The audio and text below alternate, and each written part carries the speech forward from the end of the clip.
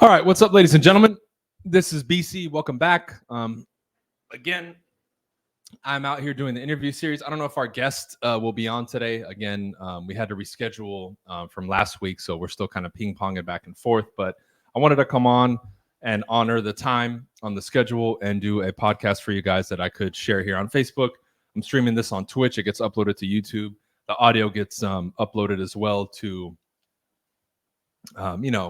iTunes, all that stuff, right? You guys know I don't really pay attention too much to the technological stuff, right? I'm just here to help and give the content. But this is something I want to cover today, right? And this is very dear to me, right? Lately, I've become a lot more invested in my students, put a lot more time and effort into revamping and improving everything about myself, what I offer the world, getting the message out more. My second YouTube channel is starting to really catch a lot of traction. I think pretty soon we'll be able to monetize it. And then we're off to the races, right? But really, I titled this on Twitch, and I couldn't change it here on Facebook, but I titled this "Humble Yourself." And this is what I mean, because I attack that word from a traditional standpoint, because people will erroneously go around saying, "Oh, you need to humble yourself," and they'll use it incorrectly. I'm going to discuss with you today the true meaning behind it, and then what I mean and what I'm referencing when I discuss it and when I bring it up, okay? As an example, me as a student, when I learn from my teachers and the coaches that I've learned over the last 5, 10, 15, 20 years, when I go around them, I humble myself around them. I'm not there to show out, get attention. I'm there to learn from them. I paid them the money. We exchange, event, coaching, whatever it is. I humble my ass and I sit there in person on Zoom with my notepad and pen. I don't question shit, and I'm ready to learn. I sit in the front. I'm the first one to leave, the last one to first one to show up, last one to leave. And they will confirm that for you. They ask for a volunteer, my hand goes up first. Why? I humble myself around them. I'm not trying to one-up them or look cool around them. I have no problem saying, "Hey, sir, ma'am, I'm here for you. Let's learn. Oh, man, it was great." There's no ego here or pride. That's what this means. That means. And I really want to push this to people, right? Because it seems to have been lost in translation. It really does. And it really upsets me. Because somebody will even raise their hand at times and ask for help. I will take time out of my day sometimes, even for free, to just help somebody right in person or whatever online. And because they refuse to humble themselves and say, "Hey, okay, I have an issue. I raise my hand, but I will willingly accept that I have this issue, I have this problem," right? Then the information that's given to them, the help that's extended to them, won't even make it there because they miss this crucial step. They miss this crucial step. Because if you miss that step, the information falls upon deaf ears. The person has not acknowledged that they need any help. And they're raising their hand and kicking and screaming, but nothing is going to be done. And I see so many people in this position. And that's why they refuse to get any help, and they cannot improve. And they can't improve. Because the person refuses to put their ego and their pride and all this other stuff to the side, and you now usher in the era of social media. Forget it. Because now people, again, everything is public now. And they're ashamed. They're more ashamed about people finding out that they have an issue or potentially they're not doing good in their life and their business than they are about actually solving the problem. That becomes a major concern. And it's nuts. It's nuts. People can't raise their hand, right? Like, I've recently had record months. Last year in February, I had a record month where I made over $230,000 in a month. And I've had months since then where I only make 30 or 40 grand. That's, you multiply 230,000 times 12. What is that? Almost 3 million, right? But then I've gone under what you would do as a millionaire as well. And I've had fluctuations, back and forth. I've had good and bad, relatively speaking. But I have no problem raising my hand and saying, hey, I had an issue, and admitting that to people. I have no problem opening up my books and doing that stuff. But see, my ego and pride isn't caught up in this thing. Just whether I'm a student or I'm the teacher or I'm the creator online or whatever it is. And I see the stone cold rookie, like I was 10 years ago, unable with what little bit they have now to raise their hand and say, hey, this is where I'm at. I'm starting a business with zero business experience, but hey, we're going to go at it. We're going to figure it out. Hey, you know, I really want to improve my relationships. I've never been in a relationship, or I've been in shitty relationships, but hey, let's make it better. But I need to first admit and acknowledge where I'm at. Again, not for the world, for yourself. I'm not talking about advertising this online. I'm talking about with you and your process. Because many of you, even when you step to me to get help, you have a lot of pride and ego where you get mad and you nitpick and you don't want to listen and you don't show respect. Many of you have lacked respect showing up to a call with me to talk about the brokerage, right? And kind of what that looks like, or even a strategy call to help you with your business and get on my coaching or anything like that. I've had instances where people show up with lack of respect. And it's like, dude, are you kidding me? How could you take up an offer like that and not show up respectfully? I mean, it just blows my mind. I could never imagine going to one of my teachers or somebody I looked up to and showing disrespect like that. It just doesn't make any sense. Unless one would be caught up in their ego and prideful and, well, no man is better than me. It's like, dude, squash that. This individual that I'm learning from is much better than me, at least in this category, and I can acknowledge it. That doesn't make me any less of a person, but I have to be able to acknowledge that this person is doing better than me in XYZ, and I'm here to learn from them about it. All right. And I put my ego and all this stuff to the side so much that, you know what? I could not even like the person, and I can learn from them. And I have no problem admitting it. I don't like that person, but they're great at what they do. You see, it takes a bigger and better person to be able to admit those things and do it. And you have to be a little bit more evolved. And as time goes on, I really begin to think that in most cases with the content that I put out, I really have to go back to like the basic stuff, because as we start advancing and me wanting to give more, people still haven't digested and implemented the beginning stuff. So it's much more difficult for them to get this last part, because they have to first go through step 1, 2, 3, 4, 5 to start acknowledging and implementing and assimilating step 4, 5, 6, 7, 8. Because this first point, people won't even acknowledge. There's a lot of hard-headed people out there, right? I show up to events, even where I speak, as a better student than a lot of people who are there just to learn. It's unreal, dude. And I have to bring this up, because these same people will say, oh, I want to achieve what they want to achieve and make this money and do this and have this recognition. Dude, it's not going to happen. It's not going to happen unless you take this step. All right. And that's why I always tell people, one of the first things to do, because this hits us in the fields as human beings, is admit to the world where you're at. Post something on your wall on Facebook, or admit something on your Instagram or whatever it is that you know would make you uncomfortable people knowing. Do it. That's the first step to rid yourself of this chain that's attached to your soul that's destroying you. It's okay to have tough times in business. I have in the past. I continue to have it now, right? Overall, the trajectory, yes, I've grown, I've made millions, and I've done a lot, but that doesn't mean that I still struggle, dude.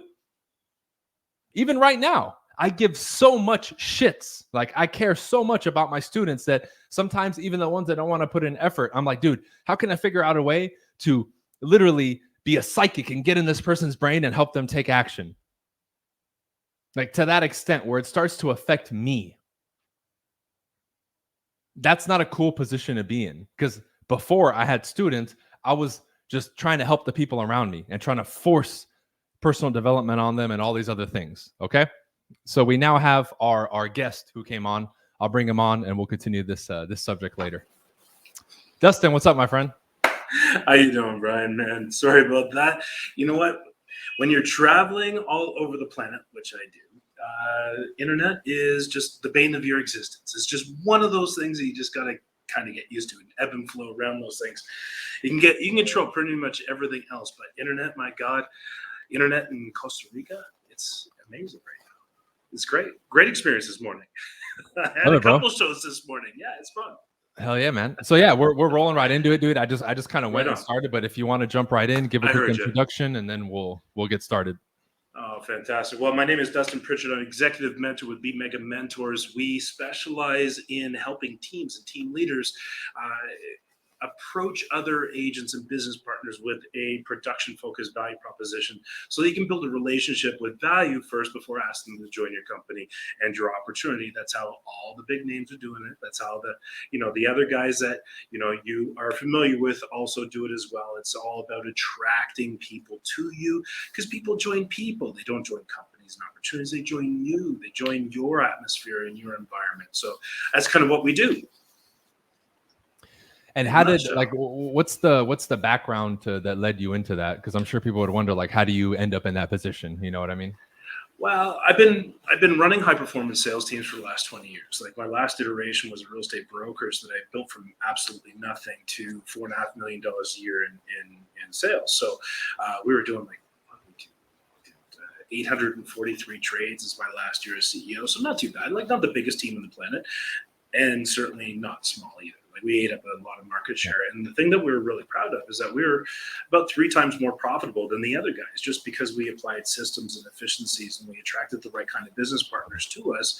Is the industry average across the board in multiple industries across North America is that only 10% of agents actually make over $100,000 a year.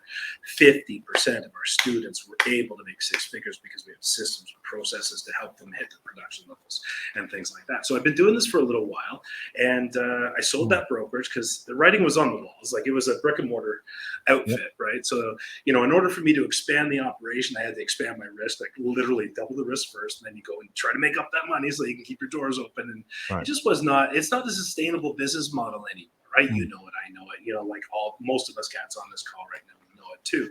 And so I decided, you know what, I'm just going to sell it and rebuild the entire operation, everything that I do, all focused online and serving people that I wanted to serve. I got myself to that executive team builder, that executive level, and I just wanted to hang out with my contemporaries. I wanted to be able to, build wealth with my friends and show other people how, like you've done it, I've done it, how people like us have actually done this and build massive teams and massive operations. Because there's a lot of people that actually want to do that. They just don't know how.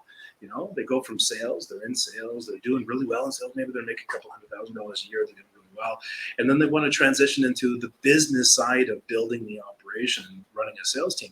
Those are 2 different hats, 2 different skill sets, right? So a lot of people don't know how to make that transition. That's kind of why I did what I did. I rebuilt everything under BEMEGA, under this banner, to show people and help them and hold their hands and to build alongside them. And not just like, hey, I'm a coach and I wrote a book. It's like, no, dude, I'm doing this every single day. I'm working this business just like I tell you to work the business, using the same tools, the same systems, everything across the board. So what was that like when you started rolling out the whole online side? I mean, was it scary? Was it kind of just automatic for you to kind of transition to it, and it was pretty simple? Or what did that process look like? Because for a lot of people, I'm sure they can relate that to their situation, even though they may not have done the same thing. That seems like such a sharp turn to take, Well, yeah, it is. It was just like the problem that I had, and I'll start with the problem first, and the motivation behind it is, I built a gilded cage for myself. I built this beautiful business. Like, it was 5,000 square foot office, polished concrete floors, glass walls. I had the beautiful white office, you know what I mean? And I'm sitting here as a CEO, and I'm like, yeah, I'm proud of myself. And I'm like, dude, I'm trapped. I can't do the shit that I want to do. I want to travel. I want to be free. I want to be able to go and explore. That's who I am, right? Yeah. And so I realized, I had this aha moment that, oh my God, I put all this work, all this energy, and I built this animal. And if I don't show up every day, it goes away. If I'm not hustling, if I'm not motivating, if I'm not driving the fuel behind this thing, then it disappears and it doesn't really have any longevity. I really had just built myself a job. So I had to learn how to go online. I had to go digital because I wanted to live my life. Like, I'm a traveler. Like I said, I'm in Costa Rica right now. In a couple of weeks, I'm driving to Tulum, Mexico, where I'm going to live there for 6 months in paradise, right? Once I realized, like, shit, I can actually live in paradise and do effective work at the same time and grow my business, hit my ambitions and all those things, I couldn't look back. Once I saw it, I couldn't unsee it. So I had to learn the skills. So I had the deep motivation to learn the skills, become uncomfortable. But believe it or not, I'm actually an introvert, like a hardcore introvert. I'll cross the street if I see you coming along, that kind of introvert, like social anxiety. I learned how to get over that stuff just because the motivation was strong enough, right? But the transition, it took a minute. It did take a minute because on one side, you got all these people saying, hey, you're really good at motivating people. You're really good at standing on stage and running a team and rah, and building that business. But I don't think it's going to work online because you don't have that, energy going back and forth. And I had that sitting in my mind while I was trying to build online. And then, but that desire was still there. So I learned the skills. I did events. I did little events. I did meetings, all kinds of trainings, speaking engagements, courses, things like that. It's just every single little tiny piece of content that I created, every course that I created, everything just built on that skill, built on that confidence, built on that ability. And before you know it, I'm running operations in multiple verticals in multiple industries, all online from my computer from Costa Rica. I don't actually have to do anything but just live my life and turn on my computer, which is amazing. It's amazing, bro. And one point that you brought up earlier, I reiterate this to people all the time, and I kind of hit that wall myself, is when you build up your business and you're the salesperson and you're rocking and rolling, and then building out the operation and the team, two different hats, two different skill sets, right? What would you say, or because I know there's a million of them, but maybe 2 or 3 major kind of we can say choke points or issues that people run into as they're making that transition?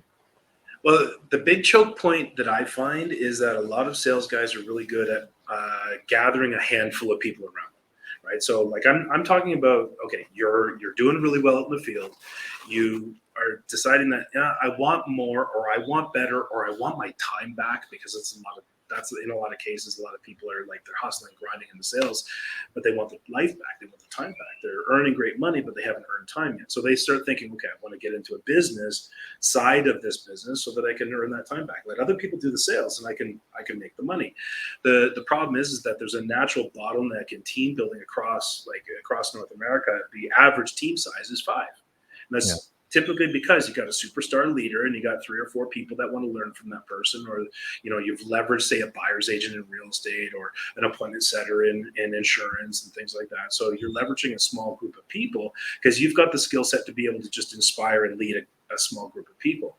But a small group doesn't actually give you any kind of leverage. It's still a job. It's really just you're just changing the way you're creating cash flow, right? As opposed to, and you're still trading time for dollars. You don't really apply a lot of leverage to it until you get to the point where you're running 30, 40, 50 people. So the biggest thing that I find people have trouble, transitioning is creating culture around themselves and managing and inspiring people to learn the things that they need to learn to be successful. Essentially replacing yourself. Right? That's the biggest problem that a lot of people have, is that you're good at sales, but teaching somebody else how to be just as good at sales, that's difficult for a lot of people, because a lot of people are like, no, I could do it better, or you missed that deal, so let me just close that, or let me fix that, or you just set them up and I'll knock them down. And that doesn't really create a well-rounded salesperson, right? So that's the really big that's the big problem that a lot of team builders have.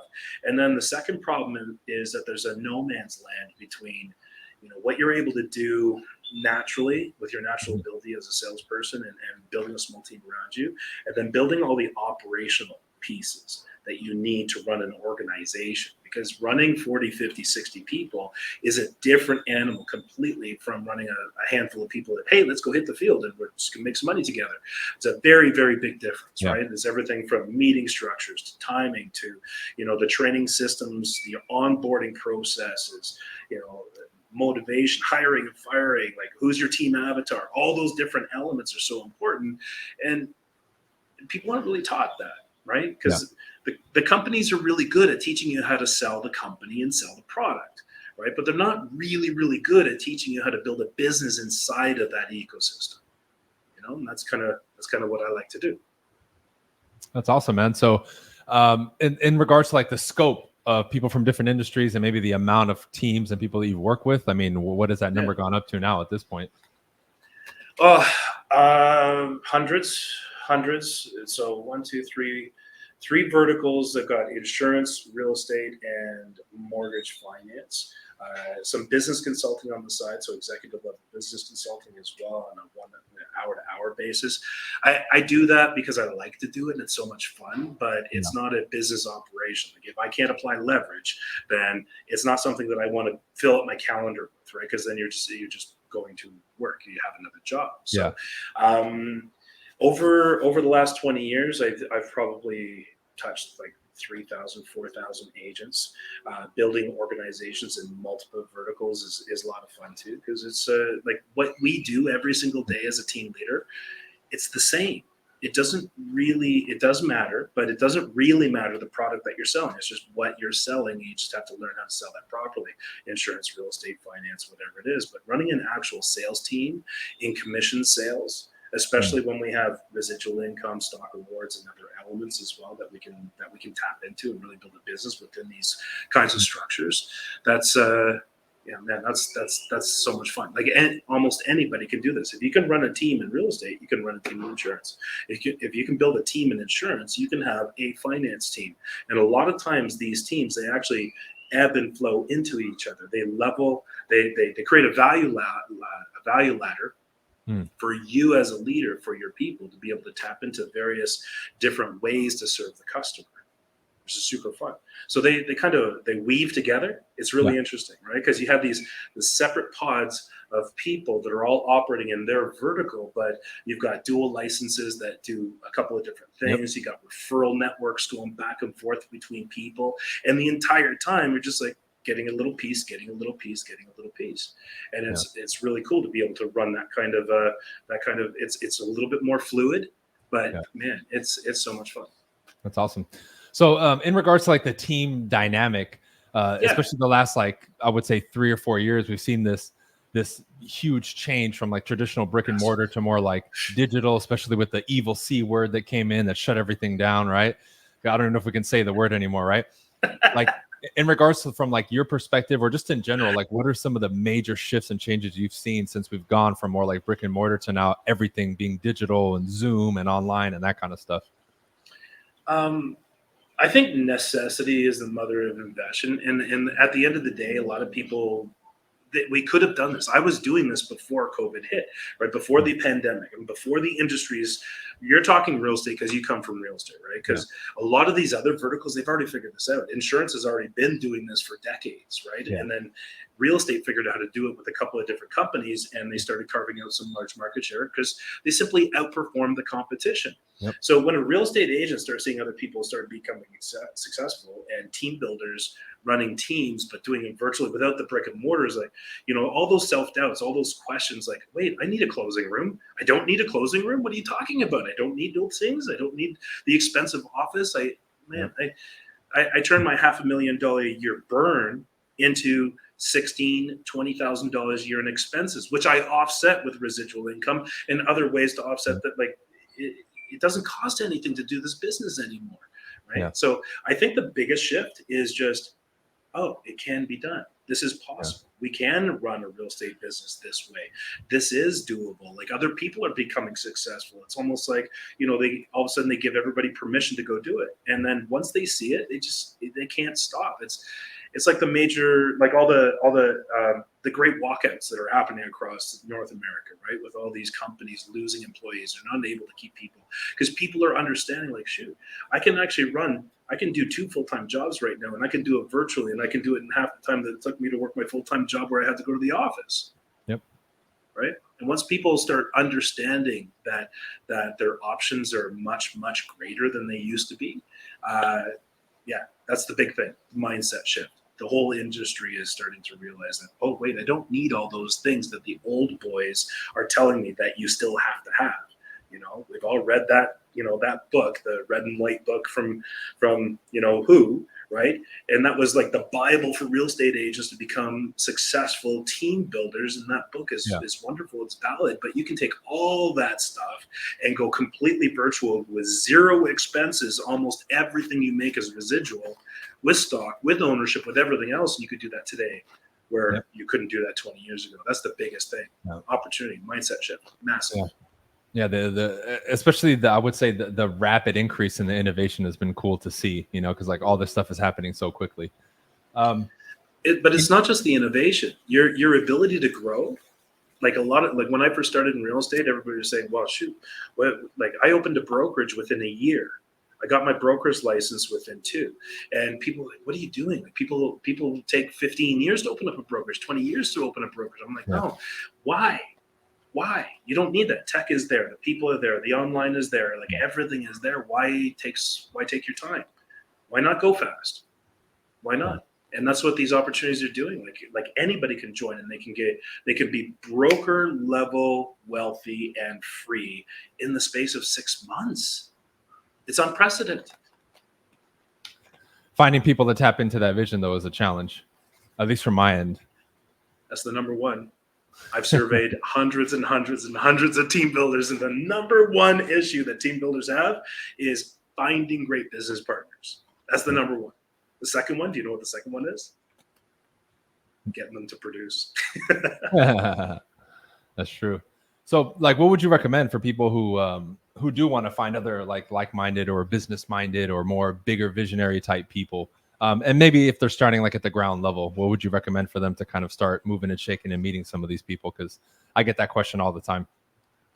That's actually a really good question, and it segues nicely. And if I may, like, do a little plug, but I'm running this event in a couple of weeks, and this is specifically what it's designed to do. So the very first thing that I would suggest to anybody before you start recruiting, is get damn clear on who you are as a leader, as a person, as a human, as a business operator, as an entrepreneur. Get really clear on what your values are, how you like to move through this universe, because you need to attract people that are also similar to you, right? Because you want to have fun, you want to enjoy yourself, you want to build wealth with your friends, you want to be incentivized to keep on doing the hard stuff. So make sure that you set yourself up for success by surrounding yourself with people that are cool, that are awesome, that are your tribe. Right? That's the very first thing, right? Because it's going to be really, really hard for a new leader or a new builder to go out there and recruit somebody that's completely a different demographic, a complete different mindset, different culture set, value system. It's really going to, it takes years to build up that skill set to lead people from all kinds of different walks in life, age group, experience levels, and things like that. And if you want to go quick, then get real clear on who you are, where you are, what you want to achieve. And then you need to find those people. Not everybody. You don't need everybody. You just need enough of the right people for you to build with and grow with. That's the first step. I do a team avatar workshop, and I'll be doing that at this event. I love it. When is the event coming up? The dates? The date is October 26th. It goes from 1 o'clock until 4 o'clock Eastern Standard Time. You're actually on the event. So Mr. Bryan Casella is actually one of the panel speakers on the event as well, talking about team. The first hour is a team of a panelist. It's a team of panelists, people that are team builders, hyper successful team builders, coaches, mentors, that type of thing. So we get to ask lots of questions and have a jam session. The second hour is a massive workshop. It's just a workshop on how to approach agents and attract them with production-focused value. That's the second one. And then we just have a fun game. At the end, the last hour is we just have, I call it Freedom Fighters. I do this every week with my team.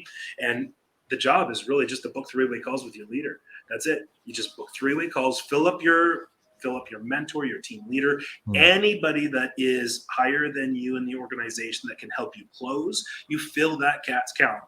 That's what we do in the third phase, right? Is just book those appointments. Now that you know who you want, now you know what they look like, taste like, smell like, where they live, what they do, what your team avatar is. Then we go out there and we make those calls. We start talking. Love it, man. So beyond that, right, with some of the lifestyle changes and what it's been creating for you and the life it's allowed you to live, I think when we had our first call, you were at your place in Costa Rica, right? Are you still there, or are you traveling right now? Yeah, no, I'm in a different place in Costa Rica now. So I'm, so my favorite thing to do, because this business has been, is that your side? Is that your side? Okay, good. So my favorite thing to do, guys, is to help people do something that has been so impactful for me. Like, this business has been so good to me. And Bryan, this business has been real damn good to you too, right? And what I like to do is I like to help people achieve the same thing. But a lot of people, they they fall into a business, right? They fall into a job. They like, oh, this opportunity, so I'll start it, and then they never leave, or they're always there, right? They're not building with intention. They're just building by accident, right? And a lot of that happens. So the first thing that I do with people is I ask them, like, what do you want to do? Where do you want to live? How do you want to exist? What if you didn't have to make any money ever again?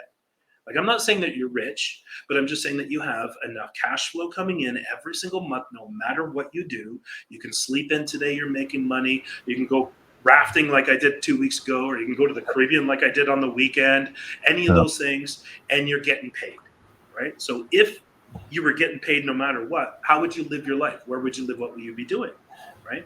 That's the output. That's what we want our business to create for us, is that opportunity to have that life, because your business will spit that life out like it is on an assembly line. Just like a Volkswagen that starts with just tires and doors and windows and an engine and stuff at the beginning of the assembly line. At the end, it rolls off and is ready to rock and roll. For you, what's your life? What's your dream life? So, I teach people, like, if you get really, really good at understanding what your dream life is, and you step into that dream life as the avatar in your business, as the attractive character in your marketing, in your branding, and in your personal brand, how you serve customers and people and everything else, your business literally needs you to go do those things for it to keep on building and growing and becoming successful. So I've gamified my entire life. Like, I literally got to go traveling. I literally got to go do the stuff that I love to do every day because my business needs it. Yep. Right. So it's life changing. That kind of understanding, that because it came from that pain point of being the CEO in the gilded cage, right? And like, I never want to do that again. I never want to accidentally build something. I never want to be unintentional about what I'm doing and how I'm getting there, because you can build yourself into a cage for years and years and years, and all of a sudden you realize, oh shit, I got money, but I don't have time. And that's the biggest problem that most team builders have, is that they are not creating money and time.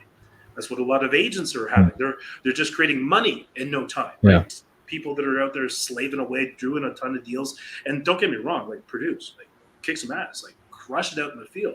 But if you want your time back, you need to create time at the same time as you're creating money. Yeah. And at times it almost feels like getting people to sit down and even reflect and answer some of those basic questions is like trying to get a chicken in your backyard, right? You just can't catch it. And like, it's been this interesting thing that I've seen, especially even with people who aren't even at the level yet where they are crushing it and making a lot of money. Asking people these basic questions and conversations, I realized, like, man, these people have never even considered these questions ever. Yeah, because they don't even, like, I don't know, when was it when you realized, when you understood that you had that much power over your own life and where you're going to go just by building those, building with intention and understanding with clarity where you want to end up. It may not be like the perfect picture, but at least the general idea, like, I want to build an off-grid finca, a farm down here in Costa Rica, make our own food, grow our own, like, have our own power, make our own food, and be completely off-grid and completely free, and have cabanas over here. I already see it. I feel it. Like, I smell it. I know that's there. I don't know exactly where it's going to be. I don't know how big it's going to be. I don't know if there's going to be horses or a ton of chickens. I don't have all the details, but I'm real damn clear that's where this universe is taking me. You know what I mean? And a lot of people don't, like, when was it when you had that realization you had that power? Like, we're not taught these things. It's like, we're taught, like, hey, you can dream, be whatever you want to be. Oh, I want to be an astronaut. Well, be realistic. And then you lose everything, right? You lose your dream. Yeah, because I kind of fell into that without even really knowing about that process. Because growing up, I just wanted to be a basketball player, and I just focused on it. It was my passion, and nothing else existed. So I kind of tapped into it without really consciously knowing about it. But I was just that kid who wanted to pursue a professional athletic career, and I didn't let anything stop me. So it wasn't until I got into real estate about 10 years ago that I started picking up the books and really doing more self-actualization exercises and really figuring myself out and seeing this side of life. Because to your point, nobody ever taught it to me. I just kind of took it into my own hands, and the more we think, well, the phones are out and social media. Well, a lot of people are just watching mindless entertainment. They're not really diving deep into stuff that's going to be transformative for them, and exactly. And like, but you would think, oh, well, all the information is out there, but not the right information. And people are still lost, I think, now more than ever, Well, I think there's a reason for it. There's so much vomit out there. It's unbelievable. Like everybody and their sister calls himself a coach now. Oh, I sold 4 homes last month. I can teach you too. It's like, come on, man. There's so much stuff out there. It's like, Yeah. it's no wonder why people are confused. It's just, what is it? What is it? Paralysis. It's analysis paralysis, and it's too many Yeah. options, right? So what I like to do is like, there's so many people out there that can help you. Tons. There's millions, right? There's tons of people that you can tap into, that you can learn from. It's not about all the information out there. It's really about the people that you can tap into that are of like energy. Like if you want to grow into something, great. If you want to build a great business, find somebody that you can relate to, somebody that you like not just like somebody that's successful. Hey, okay, great. You're super successful, Grant Cardone, but like the guy's a dick half the time, right? So would you really want to be in that kind of an energy? And if it's yes, then great. If it's not, then like choose your mentors. Find people that have been there, that have done that have the right kind of spirit, the right kind of energy, the right kind of heart set, mindset. They're taking action. They're not just a bunch of, talking heads. Find somebody and tap into them. I mean, climb into their damn pocket and learn everything you can from that one person. Don't worry about all the different things that are out there, because there's millions of different ways to do a million different things, right? And you'll just confuse the shit out of yourself. Just tap into a person. It's not what you know, it's who you know. Find the who. Find the who that is going to guide you, that's going to be there, because you'll just go so much faster. You don't have to do everything, and you don't have to be perfect at everything. You just get good at the things that you're good at. Get your mentor to help you find your superpowers. Help you get your mentor to give you the guidance on what you as an individual need to do in your individual business, in your individual location, with your demographic and your product. What do you need to do to take the next steps to where you want to go? That's what mentorship is about, right? It's not a sales training. It's like, everybody write these sticky notes on, everybody do cards. It's like that. That's formulaic, right? Mentorship and team building and all that. Like, everybody's a snowflake. Everybody's unique. There's so many different factors that make you uniquely you. And a good leader, a good mentor will understand that, okay, so I'm an introvert. You would never go to tell me and say, go to a networking event. You would never do that, right? Because guess what? I would go there and I would talk to maybe me, nobody. I'd be the guy in the corner going, hey, this is a fun event. This is wonderful. Not doing shit, not doing anything, right? But I'm a monster in other areas. You wouldn't tell me to do something I'm weak at that I don't want to do. You tell me that it's something I'm good at, so that I get out there in front of enough people to actually build and grow my business, right? It's the same thing as building team. You don't want to fill your team with a bunch of people that are zero heroes and are not going to listen to you, full of egos, not really team players, not going to lend itself to a great team culture. You're not going to do that. Why would you do that? You're just hurting yourself. Okay, so who are you? What do you want to do? Where do you want to live? How do you want to live? What are your value sets? Where are you building your business? And let's focus on bringing people together with you that you're just going to love going on this journey with. It's the name of the game right there. Isn't it, though? Have fun, make money. That's one of her core values. Have fun, make money. It's like, making money is great. Like, anybody can make money. If you know how to hustle, you can make money. Having fun while you're making money, now that's the trick. Yeah, that's the life, man. Cool. Well, hey, Dustin, I appreciate you coming on, man. I know our event is 10 days away? 10 days? Yeah, it is. October 26th is the Team Builders event. Bryan's going to be posting a link very shortly. Follow that link. That means that you're part of Bryan's team. You're going to come onto him, onto the event under him. And when you're booking three-way calls, we're just going to have to figure out whose calendar you guys are going to fill, right? Love it, man. Yeah. So if somebody wants to reach out to you, dude, what's the best way to? Is it Instagram? How should they? Yeah, you know what? I'm on Facebook, Dustin John William Pritchard on Facebook, and I'm on TikTok at BEMEGA My Friends on TikTok, and on Instagram is BEMEGA My Friend. Cool. All right, yeah. So we'll make sure that when we clean this thing up and we post it, we'll put all his links below. We'll put a link to the event as well once we post this and it's live. Thank you, my friend. Right, I know you're in beautiful Costa Rica, living the life. So. It's all right. It's, you know what? I have a saying. We're a Canadian, right? We do the double negative. It doesn't suck. It's all right. It's all right. Awesome, my friend. All right. I appreciate you, my dude. I'll see you in a couple days. I know we're going to the real event in San Diego, but as soon as we get back from that and touchdown, we're hitting it hard with you. All right. We're all over it. Thanks for having me on the show, Bryan. All right. Thanks, cheers. See you soon. All right. Peace out.